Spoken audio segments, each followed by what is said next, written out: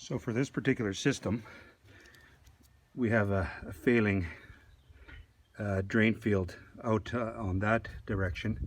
So what I did was I just made a quick slit over top of the pipe to see if there's any back pressure, and sure enough there was. It's leaking out the back there. Then we dug out the septic tank lid, and sure enough it's right up at the top of the tank. So if we had cut that particular pipe and connected to here, we would have had a lot of back pressure from the septic field, and then the septic tank there would have emptied out into our trench that we just dug. There's no way that we could have possibly stopped it. So instead of cutting it right off the bat, what we did was just run our grade. We dug our trench, positioned our pipe, ran it to the distribution box.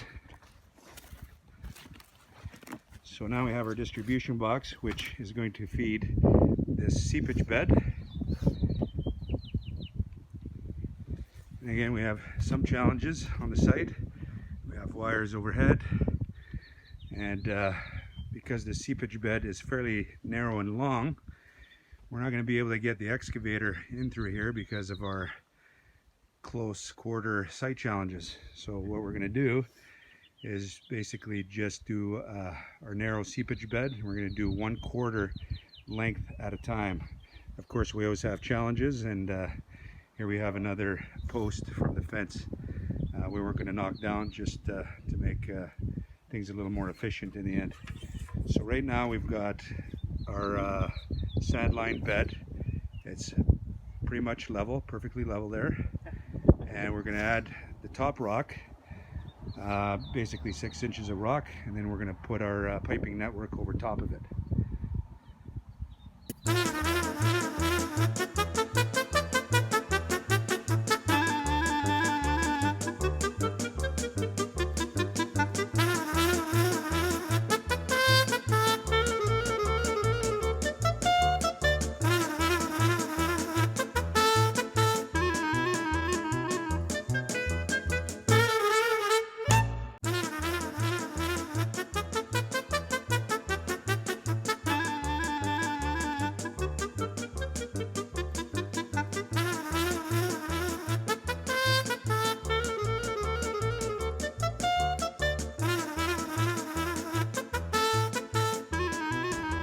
Okay, so we've got a portion of our seepage bed in now.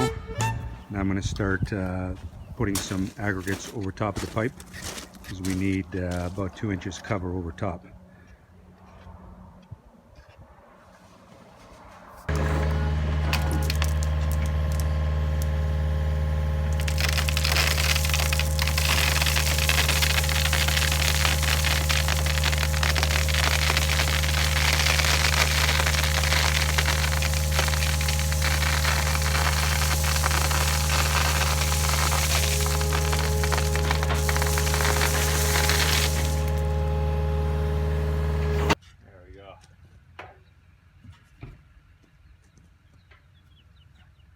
Aggregates over top of the pipe, because we need about 2 inches cover over top.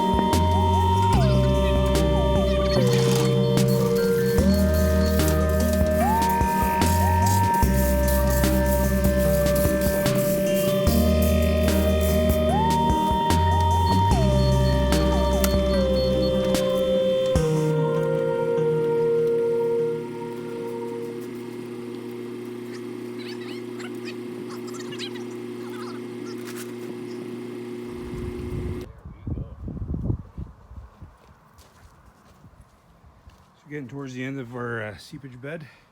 Here we have observation ports on either end. So we've got slits on the bottom to allow for moisture. That way we can observe by popping the cap, see if there's any water infiltration into the field.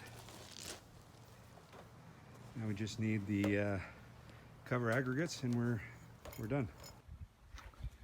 So on these old tanks, at the end of each area, distal end of the tank, we'll have portholes. So on the inlet side, we should have a porthole. On the outside hole, we have a porthole here as well. So what we're going to do is we're just going to clean this up, pull this off. As you can see, it's already breaking down over the years.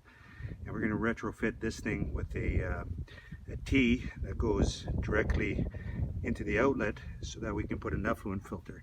Because right now there's absolutely nothing from keeping the solids from going out to the field. And because we have a brand new field going in, we certainly don't want to have those solids going into the new field. So what we're going to do is retrofit this with an effluent filter and a new T. So at the end of the day here, we managed to get a septic pump truck. The good guys over at Interior Septic, we were able to get them here at the end of the day, help us out with this situation here. The septic tank is just way overflowed, and we wouldn't be able to reconnect to that until the tank is pumped. Just a lot of back pressure from the field.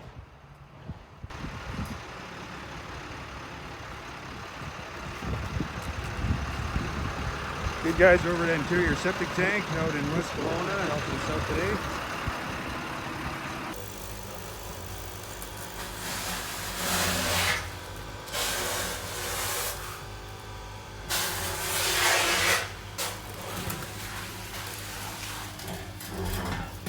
So we have some incredible blockage on the outlet.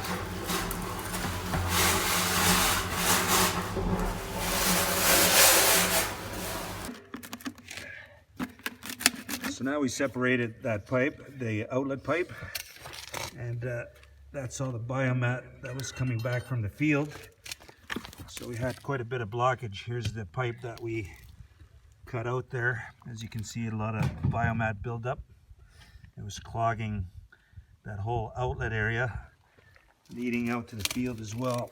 So all that was really clogged right up, so it wasn't going anywhere. So now we're just going to hook back up so that we can get that effluent into the field.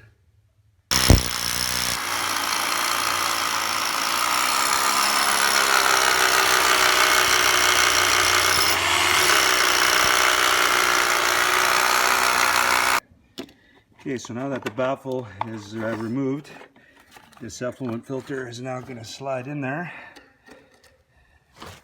just like so. So we'll work on getting that in place. Uh-oh, we're gonna need an extension. So I don't think my head's gonna reach down there, is it? No.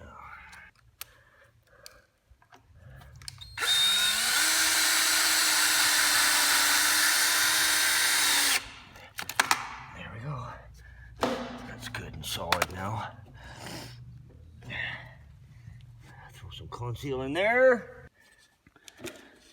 This particular one, we're putting a 6-inch sewer pipe on top of that, so it nestles in with this square-shaped effluent filter. So we have a bit of a riser. And now we're just going to concrete the sides in, so that way this is absolutely stabilized, and the maintenance provider can come in here and pull that filter out.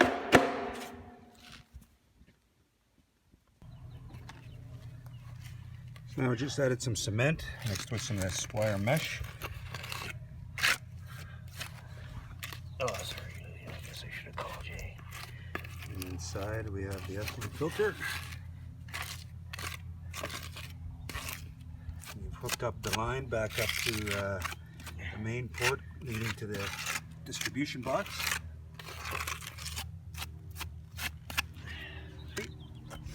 Gotta get that boot back on.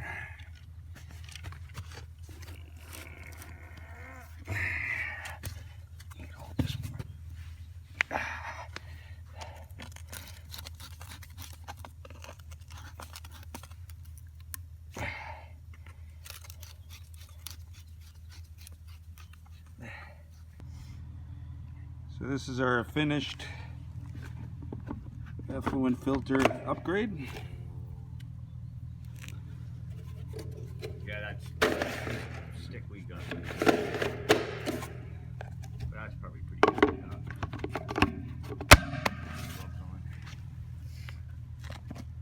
That's our effluent filter upgrade. All tied into the main line leading to the distribution box. And we're just backfilling the field. So we just finished backfilling everything. The septic tank is here. Here's the outlet. And we're heading over to the distribution box. So we just have to finish uncovering the distribution box. We just finished backfilling everything. That's one of the monitors. And then we just put the fence back together, going out into our field area. So we just finished grading everything. And here's our other observation port.